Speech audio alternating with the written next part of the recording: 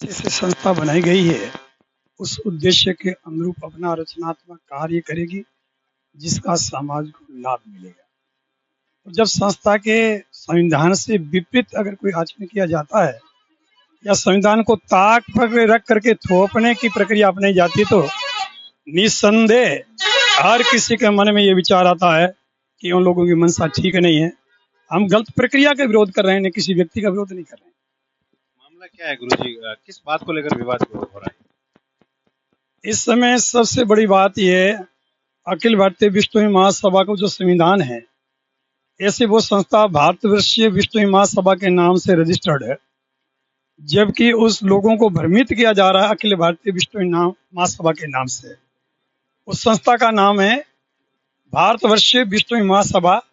उसका जो registration number है उसको ये इस नाम पे यूज कर रहे हैं और जो संविधान की धाराएं हैं उसके अनुरूप इन्होंने 70 साल के अंदर इलेक्शन नहीं कराया। पिछली बार हमने प्रयास किया, इलेक्शन हुआ, लेकिन अंतिम सिरे में जाकर उन्होंने सिर को कलम कर दिया। उन लोगों के साथ में छलावा किया, धोखा किया और उन्होंने अपनी पुरानी जो ये प्रक्रिया चला रही गई थोपने की, उसको तहत उन्होंने थोपा।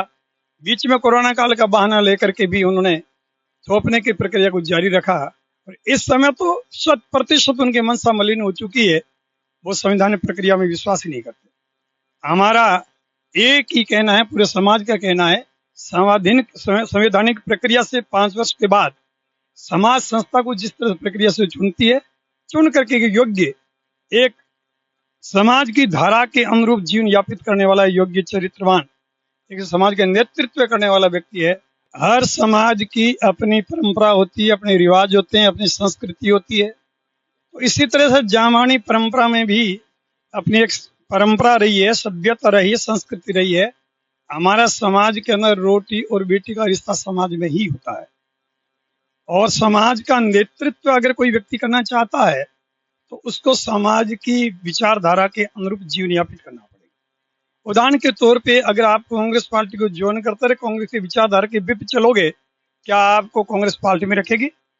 बीजेपी पार्टी को ज्वाइन करते बीजेपी के विचारधारा के विपरीत चलोगे, क्या पार्टी आपको रखेगी? नहीं रखेगी।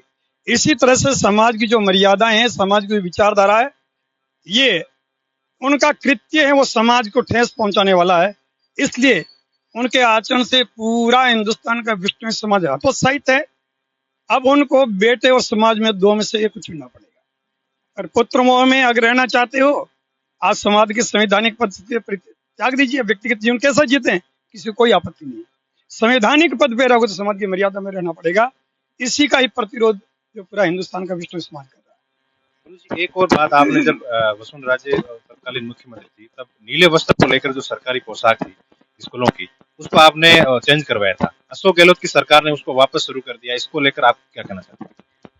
मैंने जिस समय राजस्थान में शिक्षण संस्थानों के पोशाक चेंज करने के बारे में चर्चा चल रही थी, उस समय मैंने फलोदी विधायक, लोहट विधायक, सांचौर विधायक और नोखा विधायक, इन सब से मैंने चर्चा की थी। मैंने कहा, आप माननीय मुख्यमंत्री जी के सामने बात रखी है, आपकी विचारधारा बीजेपी से भिन्न है, आपको अधिकार है पोशाक चेंज करने का, लेकिन नीला रंग है, ये किसी व्यक्ति विशेष, वर्ग विशेष, समाज विशेष नहीं, ये हिंदू संस्कृति की आस्था के विपरीत है।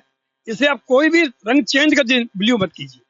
लेकिन वो दुराग्रसित लोग हठात उन्होंने ब्लू कलर को पुनः स्थापित किया। उसके बाद माननीय पूर्व मुख्यमंत्री वसुंधरा जी से मेरी चर्चा मुक्तिधाम मुकाम दर्शनार्थ उस समय हुई और उन्होंने आश्वस्त किया कि परमात्मा की कृपा की पुनः सत्ता आएगी तो हम उन्हें इसको हटा करके ब्लू को हटाएंगे और अपनी संस्कृति के अनुरूप है छात्रों की पोशाक रखेंगे।